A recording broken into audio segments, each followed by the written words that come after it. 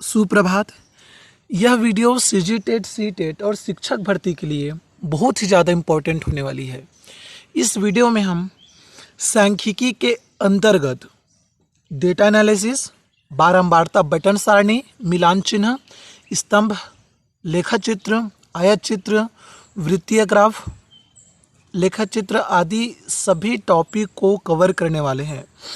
और इस इकाई से कुल टोटल 5 से 6 नंबर माध्यमिक स्तर के परीक्षा में पूछा जाता है, चाहे वो सीजीटेट हो या सीटेट हो या टीचर भर्ती हो। तो यह वीडियो आपके लिए बहुत ही ज़्यादा इम्पोर्टेंट होने वाली है। सो वीडियो स्टार्ट करते हैं। तो सबसे पहले कुछ इम्पॉर्टेंट ट्रिक्स फार्मूला देखने वाले हैं। यहाँ पे हम लोग 2-3 ट्रिक्स देख लेते हैं। जैसे कि देखिए, पहला ट्रिक क्या कहता है, कलर को मैं चेंज कर दे रहा हूँ यदि आप लोगों को अच्छे से दिखाई ना दे रहा होगा तब। तो फर्स्ट ट्रिक क्या कहता है, यदि हमें डेटा का प्रतिशत परिवर्तन निकालना है, आपको आगे जाके समझ में आ जाएगा कि है क्या चीज़। तब की स्थिति में हम क्या करते हैं, हम अपना यहाँ पर फार्मूला लेते हैं।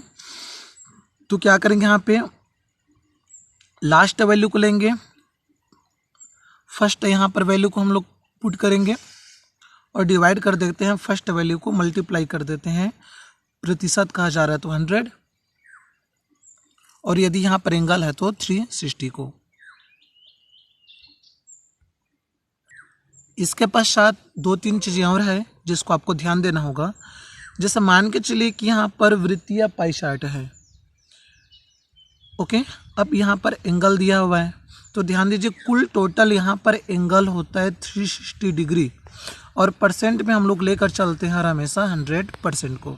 मान लीजिए कि यहाँ पर जैसे कि एक पाई चार्ट है और यहाँ पर ऐसा हम लोग 4 खंड ले लेते हैं, 1 2 3 खंड हो गया। पहले का मान के चलिए 20 दिया, 20% है। तीसरे का मान 40% है। अगले का मान निकालना है। मान लो सिंपल क्वेश्चन पूछ दिया तो क्या करते हैं, 100% में जितना वैल्यू दिया रहेगा उतने को घटा लेते हैं।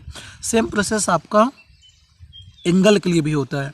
मान लीजिए कि यहाँ पर इस प्रकार से वृत्तीय पाई चार्ट है, यहाँ पर एंगल दिया हुआ 1 2 3, ओके 3 हमने यहाँ पे लेकर चला, 3 खंड। पहले वाले खंड का एंगल मान के चलो यहाँ पे दे दिया 120, दूसरे का 100, तीसरे का एंगल निकालना है। तो क्या करेंगे, 360 में जितना दो एंगल दिया हुआ उतने को घटा देते हैं। तो ये 2-3 चीज़ें था। चलिए सीधा सवाल पर ही आते हैं, हम प्रश्नों को देखते हैं। तो यहाँ पर फर्स्ट क्वेश्चन देखिए, प्रश्न में क्या कहा जा रहा है। इसमें यहाँ पर हमें एक तालिका दी गई है और यहाँ पर 5 कंपनी दिया गया, A B C D E.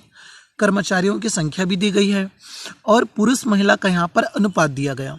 तो यहाँ से आपका प्रश्न पूछ सकता है, जैसे कि कंपनी डी में पुरुषों का अनुपात या पुरुषों का मान और कंपनी ए में महिलाओं का मान, दोनों का अनुपात निकालो।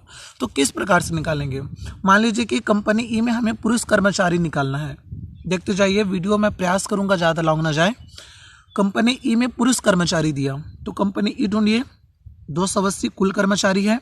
मान लीजिए पुरुष निकालना है तो क्या करेंगे, 3 को लेंगे और बटा कर देंगे कुल कर्मचारी को, तो आ जाएगा 3 और 5 8। इसको हमने हल कर लिया तो 105 आ गया, ठीक है ना। अच्छा, इसी प्रकार से इस प्रश्न में ये था कि कंपनी सी में महिला कर्मचारियों की संख्या और कंपनी ई में पुरुष कर्मचारियों की संख्या कितनी होगी। तो जैसे कंपनी सी में महिला कर्मचारी निकालेंगे हम, देखिए यहाँ पर, तब की स्थिति में क्या जाएगा, तो कुल कर्मचारी है 360, महिला है 7, तो 7/8 + 7 हो जाएगा। कुल यहाँ पर जो परसेंट है उसको, अनुपात को ले लेंगे, तो इसका मान आ गया 168। कंपनी सी में महिला कर्मचारी और कंपनी ई में पुरुष कर्मचारी हमने अभी निकाला था 105। अब देखिए आपको क्या करना है, इसमें अंतर निकालना है। तो ध्यान दीजिएगा, हम लोग जो सूत्र भी लेकर चले थे, क्या कि लास्ट वैल्यू फर्स्ट वैल्यू अपन फर्स्ट वैल्यू को मल्टीप्लाई कर देते हैं 100। तो इस फार्मूले से हम यहाँ पर अभीष्ट प्रतिशत को निकाल सकते हैं। कभी कभी अंतर पूछा जाता है, कभी कभी यहाँ पर कितने प्रतिशत अधिक है पूछा जाता है, तो इसको भी आपको यहाँ पर फोकस करना होगा, प्रश्न में पूछा क्या जा रहा है। चलिए सीधा अगले प्रश्न पर आ जाते हैं। तो ये भी सेम ही क्वेश्चन है, मैं इसको हटा दे रहा हूँ। कुछ डिफरेंस देख लेते हैं। प्रश्न 3 पर आते हैं। ओके, पाई चार्ट सबसे इंपॉर्टेंट कॉन्सेप्ट। चलिए देखिए, यहाँ पर एक आलेख दिया हुआ है। कंपनी का यहाँ पर कुल खर्चा दे दिया, शायद तक 35,50,000 है। ओके, 35,50,000 है। अब यहाँ पर देखिए, कंपनी द्वारा वेतन पर कितना खर्च किया गया, इसको कैसे निकालेंगे। तो यहाँ पे ध्यान दीजिए, वेतन का प्रतिशत कितना दिया हुआ है। तो यहाँ पर वेतन का प्रतिशत दिया हुआ है 25%। हल कैसा करेंगे हम यहाँ पर। देखिए, कुल यहाँ पर कितना दिया, 35,50,000। तो यहाँ पे है 35,50,000। उतने में मल्टीप्लाई करेंगे 25% यानी 25/100 को, तो इसका सीधा हमें उत्तर प्राप्त हो जाएगा। ठीक है ना। जैसे यहाँ पे देखिए, प्रश्न 3 यहाँ पे है। ओके, तो देख लीजिए, आपको आई होप समझ में आ जाएगा।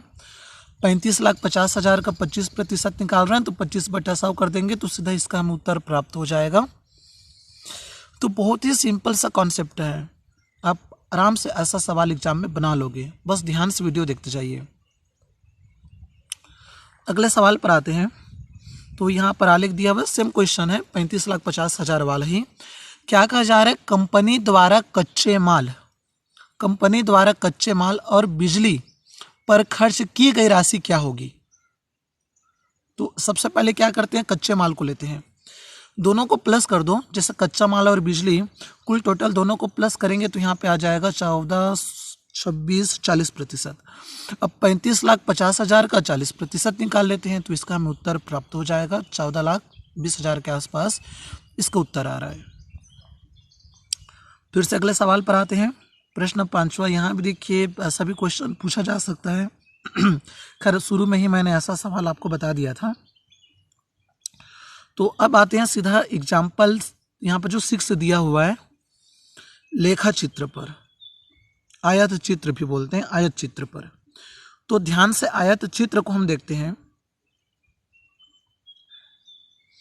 देखिए, यहाँ पे 2015 से लेकर 2018 तक का अलग अलग डेटा दिया हुआ है। बार ग्राफ है जिसमें 2015-2018 के दौरान किसी देश के निर्यात को दर्शाता है, कितना निर्यात हुआ। ठीक है ना। अब यहाँ पर अलग अलग और वैल्यू दिया हुआ है, जैसे कंप्यूटर का 24%, परिधान का 28, 25, 15, 8। अब प्रश्न में क्या पूछा जा रहा है, तो प्रश्न को भी एक बार हम लोग समझ लें। तो प्रश्नों को शायद तक यहाँ पे दिया होगा। 2015-2017 में कंप्यूटर के कुल निर्यात और 2015 एवं 2018 में सौंदर्य प्रसाधन के कुल निर्यात का अनुपात निकालो। देखिए, मज़ेदार प्रश्न है, बहुत ही सरल चीज़ है। और सबसे पहले 2015-17 में कंप्यूटर का कुल निर्यात निकालते हैं। 2015 में हुआ था कंप्यूटर का 24%, तो 400 का 24% निकालेंगे।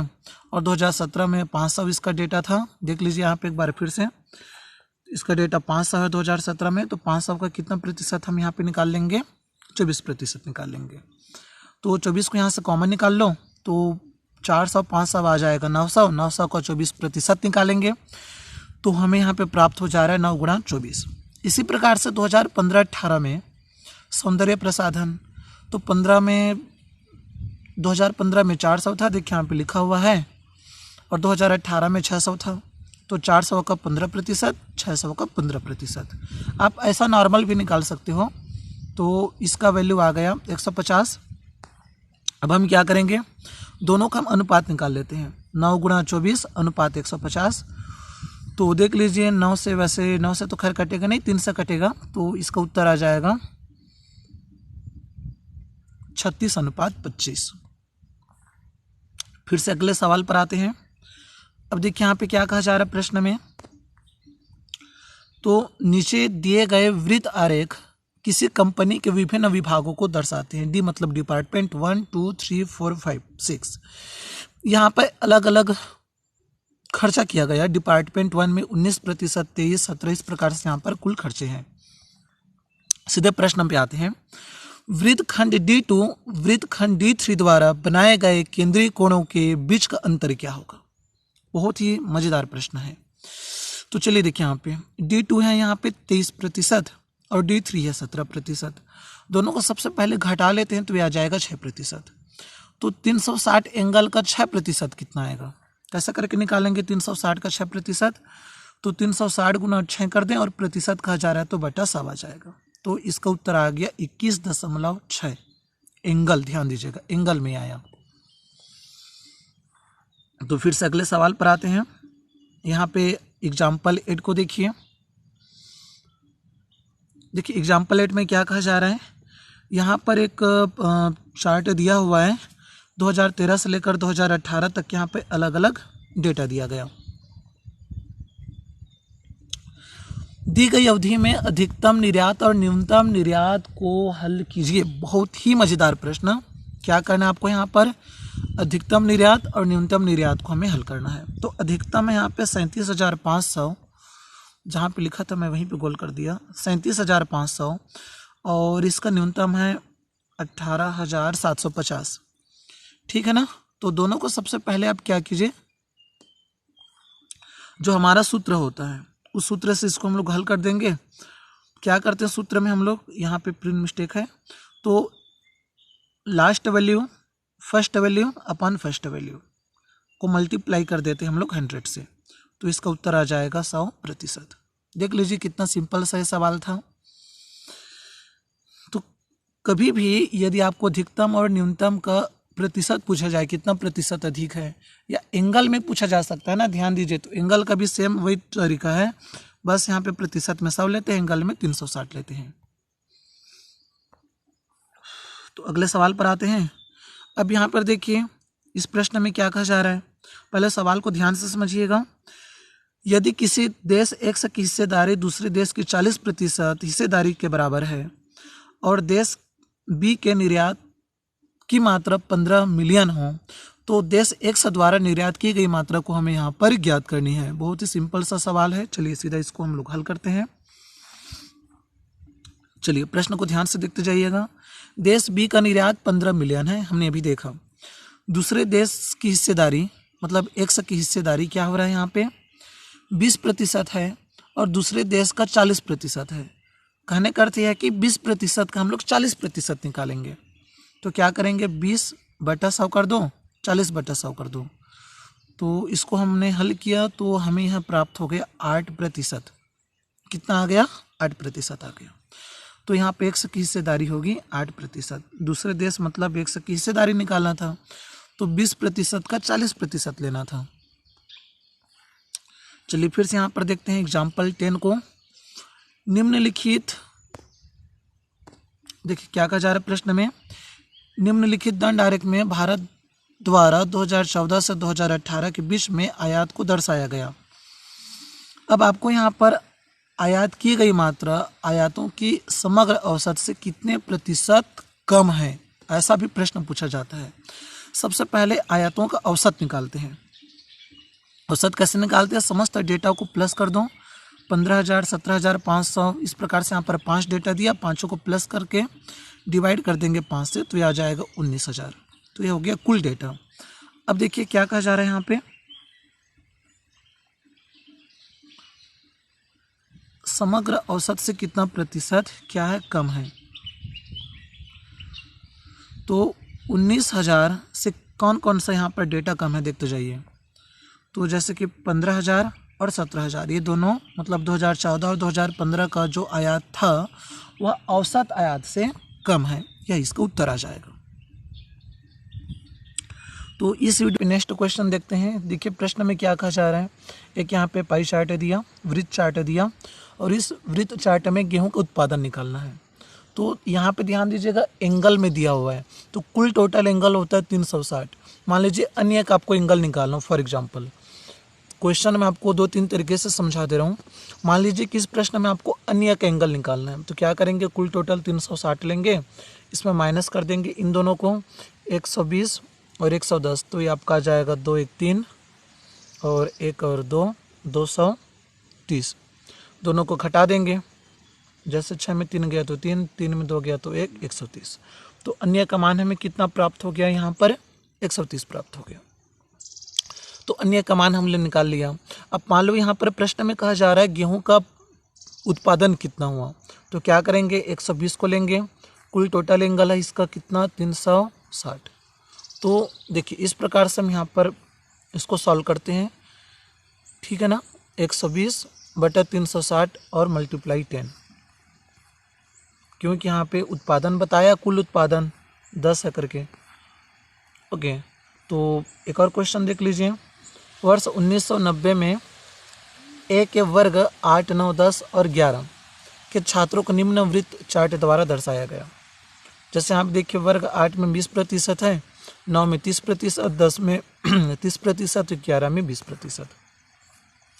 अब प्रश्न है क्या कहा जा रहा है, कुल छात्र यहाँ पे 500 हैं, तो कक्षा 8वीं में छात्र कितने होंगे। तो यहाँ पे ध्यान दीजिएगा प्रतिशत में है, तो 8वीं में कितने छात्र हैं, देखिए 20 है। तो हम इसको कैसे हल करेंगे, तो यहाँ पे हम लोग लेंगे 20 बटा, चूँकि कुल परसेंट होता है 100, तो यहाँ पे मल्टीप्लाई कर देंगे हम 100 को, और कुल स्टूडेंट है इसमें 500 दिया गया तो 500 कर देंगे। उसके पश्चात इसको हल करेंगे तो हमें कक्षा 8वीं में छात्रों की संख्या प्राप्त हो जाएगी। तो ये आपका मेथड होता है हल करने का वृत्त चार्ट को। तो हमने यहाँ पे 2 सवाल देखा। पहला आपका प्रश्न था इसमें एंगल से रिलेटेड, और दूसरा आपका प्रश्न था परसेंट से रिलेटेड। आई होप आपको दोनों सवाल समझ में आया होगा। तो इस वीडियो में बस इतना ही। उम्मीद करता हूँ कि आपको चीज़ें समझ में आया होगा। अच्छे से वीडियो को देखिएगा। यदि कोई भी चीज़ आपको पूछना